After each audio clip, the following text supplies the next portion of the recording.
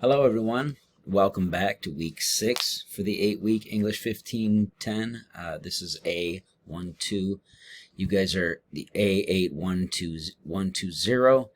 We're looking at week 6. There are a couple of different things to make sure everybody's up to date on with a couple of these changes that I made in the last week. Make sure that you read through this, guys. I'm going to move this after today. This will be down below it for a couple of days. I have moved a couple of the different things around in accordance with the requests that were made and a couple of things on feedback. I went back and dealing with a couple of ChatGPT things has definitely set me back a little bit of time on this still.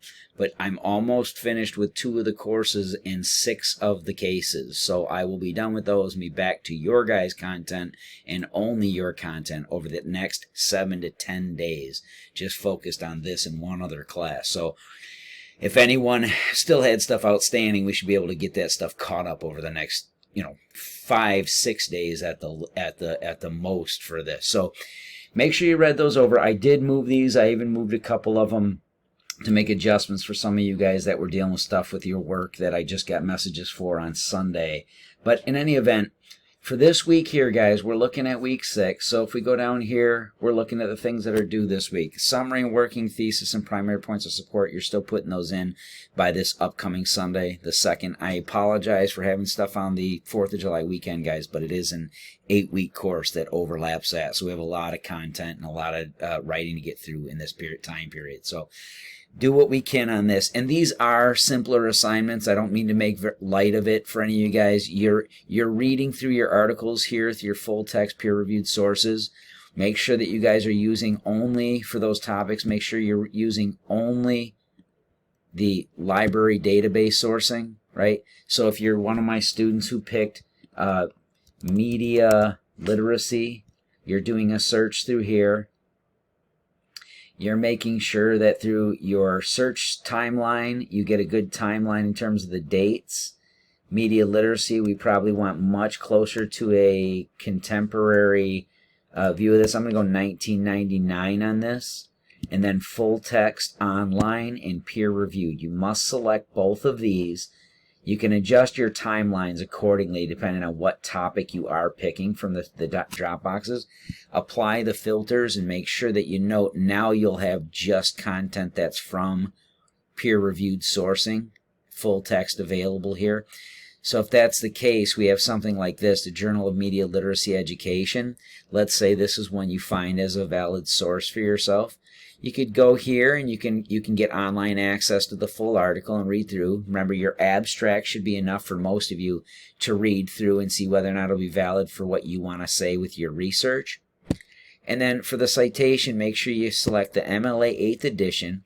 This is a full journal, so it's just going to have the year of publication on there. You're going to copy that, and you're going to paste it to your works cited page that you're going to include with your primary points of support. Remember, you need so many of those for this sourcing portion. I'm going to show you what it looks like for those of you who are going to have predominantly just articles. Here is one, looks like it's an article for us. Media literacy, citation. Yeah, so here's a good one to look at. In 8th edition, for the most part, guys, all of yours will look like this with a DOI, have a digital object identifier at the end. That gives me not only your source, but gives me the source and time stamping, so I can look at the same one you gave me at the same time you looked at it. So I know there are no edits or changes by any other organization or researcher. That's just in case anything doesn't match up with what you have to say. So the research paper, you're going in here and you're reading through, watching the overview video here, going through the components. This one, you have both these assignments this week. This is going to be a summary with working thesis. And if you do this correctly, read through all this here, what your objective is for the entire assignment, this Dropbox first. Go through this. It includes both sets of instructions in both Dropboxes. It's just in this one it has this template, and in the next Dropbox it has the template for the primary points of support with the preliminary work cited. So read this over, download the template. You're completing a summary with a working thesis, 3rd person objective only, so no I or you, no usage of 1st or 2nd person. Make sure you're avoiding contractions and make sure you're writing in a formal tone. With this, if you do this correctly, you're going to have the Your Topic section and thesis done already for your intro paragraph when it comes time to write the paper. In addition to that piece that you're doing, you're also doing the primary points of support. So that would be your summary and working thesis. If this is done correctly on this template, you will end up with having your preliminary sources, and you will also have topic sentences. These primary points of support that we're talking about here are topic sentences. Why is this opening like this?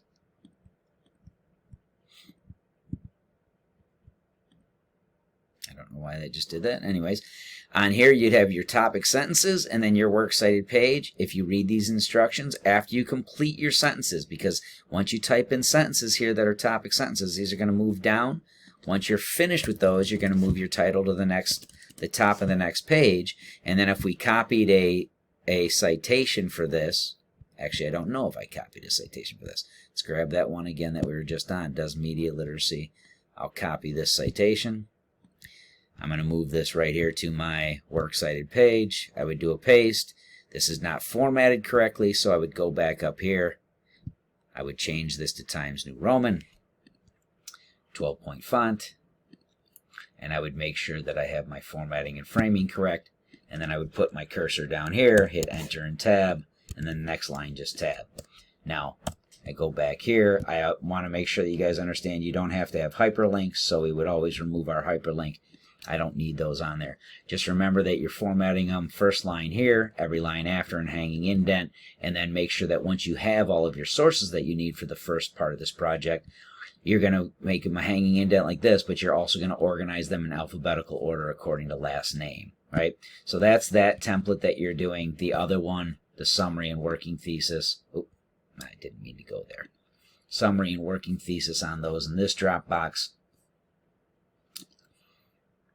This piece here, same thing with this one as a template. You're filling this out. You'll end with a working thesis. If these categories are done correctly in third-person objective framing, you'll have most of your intro ready, written already. You'll just be writing a general to specific statement component on those. Make sure that you follow through with all of those. Now, the dates that were adjusted for people, when I talked about those a moment ago, rhetorical analysis rough draft, I gave everybody till the 27th now at 11:30 p.m. to submit those. I still am trying to get the majority of the summary and outlines posted for people. The final draft of memoir, I still have another week, probably for many of yours, to put a final grade on those, but I will be on those shortly. Some of you are going to see like 4 or 5 grades all post at once. There's nothing I could do about that. I just had them backed up for some of you that needed to make adjustments on those. And some of them had to do with some of the things you and I were communicating back and forth on. But for that, I have those two on here, rhetorical analysis rough draft, and then your peer review Dropbox. Make sure you guys have posted your draft and reviewed your classmates by this week, so that when you get this, submit this in to me and then review your classmates, so that we have both of those. And then the rhetorical analysis final draft, I moved it to the 5th to at least give you guys the day off on the 4th, which is it really is as much as I could do, guys. Next Wednesday for that final draft. That way I'll have feedback up on both components, your summary and outline, and then your classmates will have reviewed for your rough draft. I will go through, just like with the memoir, and give rough draft credit just based on the primary requirements for it. Just make sure you go through these and get that in by next Wednesday, and then we'll work from there.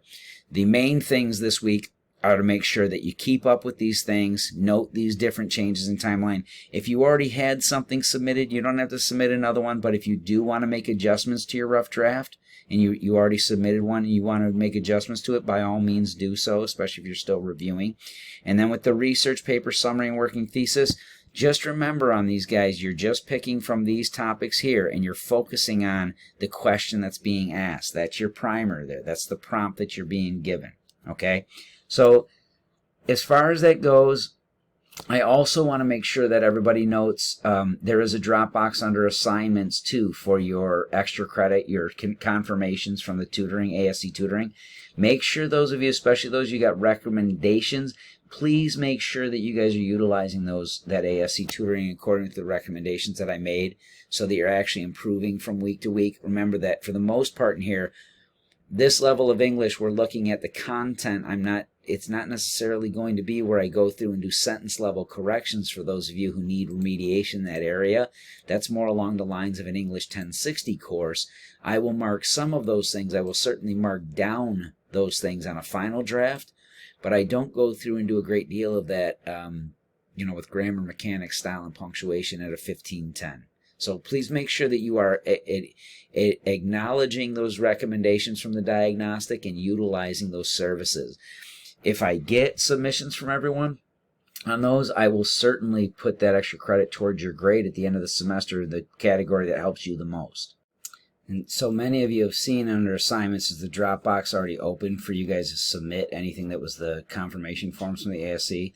But I also put it here in your guys' upcoming events now, so extra credit confirmation. You can just submit any of them to right here throughout the term. And at the end of the semester, you guys end on, your class, I believe you guys end on the 12th is your total for the semester. If that's the case, hold on. If that's the case in your class for all you guys, that gives you one day prior to and all the way up through the final assignment submissions, which will end up being probably just the drafting of this paper at the end of the term there. Some of you, it might still be rewrites might get pushed too, so we'll see about those. But memoir rewrites, I pushed them further down the road into next week. I don't have everyone's up for those, so I wanted to make sure everybody got time with those. So the memoir rewrites, you'll see that post up here as a due date later on in the term. I'll give everybody a little more time on those. For this week, on week 6, note, you got your research paper Sunday, working summary and working thesis and primary points of support with your works cited, and then the final draft of that due next week on the 5th. Obviously, the rough draft that was from last week, I moved that to the 27th, not Sunday as it stated last week. So if anybody has any questions about any of this stuff, let me know. But things have been pretty straightforward. You get those of you still doing all the work and staying up on these things have been pretty good about it. Just this class now, it seems to have divided into 2 sections. It's like 3/4 of the students now doing all the work and keeping up and maintaining, a little less than 3/4. But then the other 7, 8, sometimes 9 students, I've had ChatGPT things, AI detection, plagiarized files, or missing work, or submitting work that looks nothing like the assignment that was given. So I can't do much about those situations, but I am not going to really fret over it too much anymore. I'm just going to focus on those students really who are doing the work and keeping up with everything else. For those of you who did have ChatGPT or AI or plagiarism violations, I did take into consideration rationales and excuses and things that I got for those. And some of them were just excuses. I mean, they very clearly were clear violations of an academic honesty policy. There was ample warning about this all semester long, and still you chose to do that, and now asking for further consideration. I just don't see that that's fair to anyone else, and I don't think that it's fair considering the fact that it has taken so much time and attention away from students who should have been able to work with me more this semester instead of me having to chase around so many people and spend so much additional time on these academic dishonesty issues.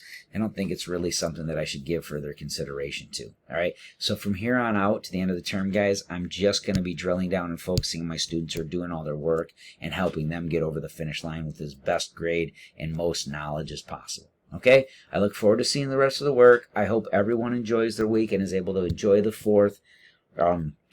Get these pieces done sooner rather than later so they're in there, so you can have the 4th off, and then all you'll have is your final draft on that next week. All right, hope everyone is well. Look forward to seeing the work.